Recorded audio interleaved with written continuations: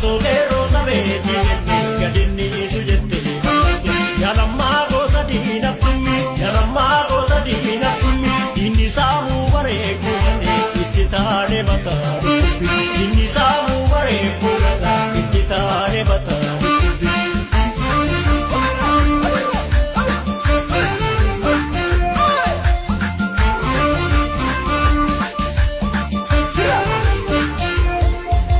Yagoota Oromoo kayyoomu dhagaatamne hidhaafiya jechaan gosoota gadi jenne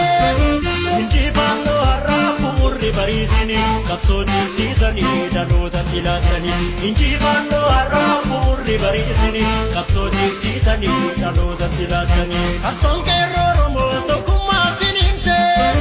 mannee ooftuuf tattaara